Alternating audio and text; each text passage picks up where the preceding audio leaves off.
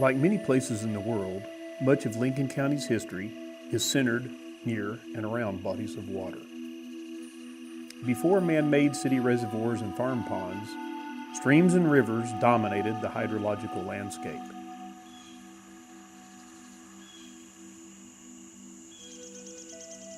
The muddy Deep Fork of the Canadian, or simply Deep Fork, is the predominant river running west to east across the lower half of Lincoln County.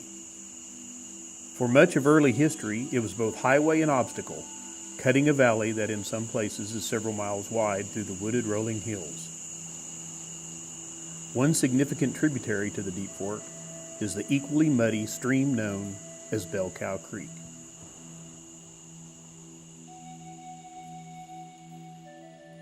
The town of Chandler was created on September 28, 1891, in much the same way that Oklahoma was settled.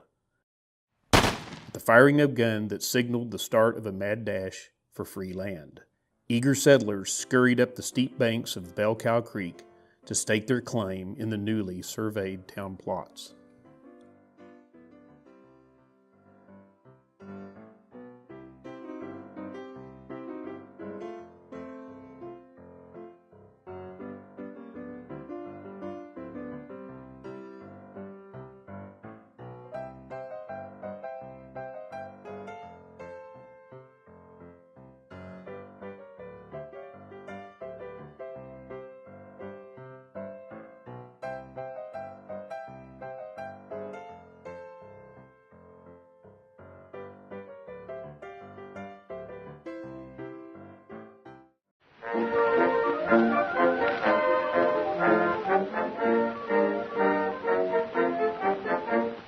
Johnny, get your gun, get your gun, get your gun.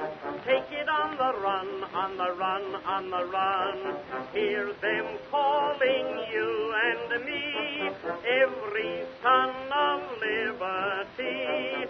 Hurry right away, no delay, go today. Bell Cow Creek would continue to be center stage in pioneer Chandler, as the site chosen for the territorial and post-statehood training location for National Guard troops. Between the Spanish-American War, the Mexican border insurrection, and World War I, hundreds of soldiers mustered to duty along Bell Cow.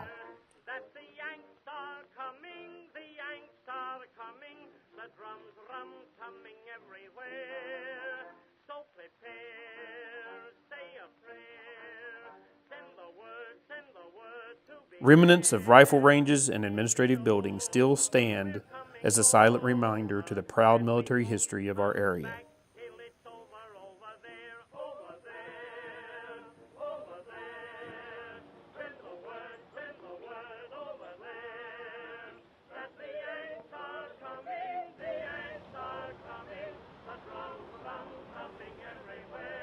Less than half a mile away, overlooking this same valley, is the headquarters for the 1st Battalion, 160th Field Artillery of the Oklahoma Army National Guard, and a unit whose lineage can be traced back to those first musters.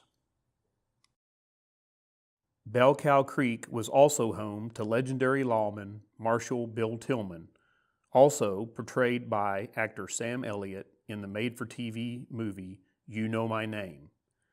Tillman's farmhouse sat near the dam and water treatment site of what is now Bell Cow Lake.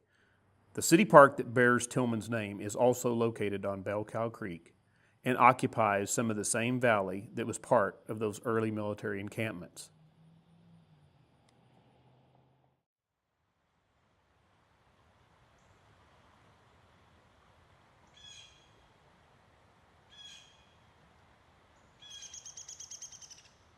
Winding northwest from Chandler along Bell Cow Creek is my grandfather's farm, where the Harper's Ferry musket was found, near present-day Kearney. Prior to my grandfather's death in 1987, I questioned him as to the location that the musket was found.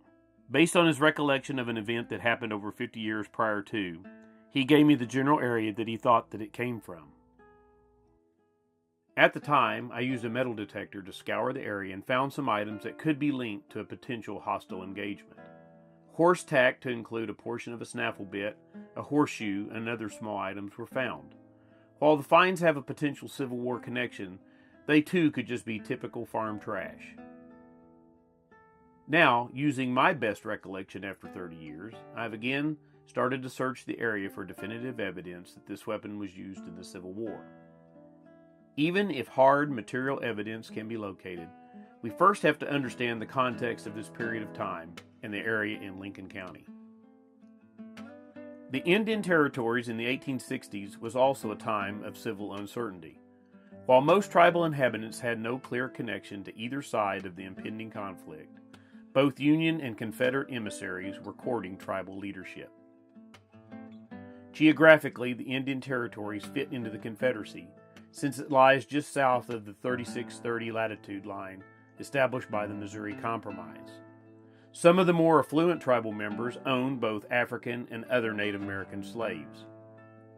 Despite this, many in the tribes felt betrayed by the southern states that made up the new Confederacy that played the key role in their removal from their southeastern ancestral homelands. Internal tribal conflicts over past treaty grievances also came to a head and further split alliances. While most of the tribes eventually cast their lot with the Confederate States, one group under the leadership of the Elder Creek chief Apothiahola remained loyal to the United States. Lincoln County lies in the hearts of lands that were part of the Western Creek Nation. In the fall of 1861, the Loyalist numbers had grown to over 7,000 and began their movements north. One group of loyal Seminoles and a small band of Delaware were living on the South Canadian River near Chisholm's Trading Post near present-day Purcell, Oklahoma. This band moved north along what was called the Delaware-Shawnee Trail under the leadership of famous guide and scout Black Beaver. This band was also joined by other tribes from the Wichita Agency in southwestern Oklahoma, as well as other members of the Kickapoos, Absentee Shawnees, and Pickashaw tribes along the way. Since detailed accounts of the movements was not kept by the Loyalists themselves, their exact routes and movements are difficult to pinpoint. A rough sketch drawn by Special Indian Agent to Indian Territory John T. Cox, based on information from refugee participants after the fact and for the annual report to the Commissioner of Indian Affairs in 1864, shows a generalized route towards their rendezvous with other Loyalists that culminated with the Battle of Round Mountain in November of 1861 near present-day Yale, Oklahoma. When overlaid with a current map of Oklahoma, the western Loyalist tribes could have conceivably crossed through northwestern Lincoln County in an area near Kearney and my grandfather's farm.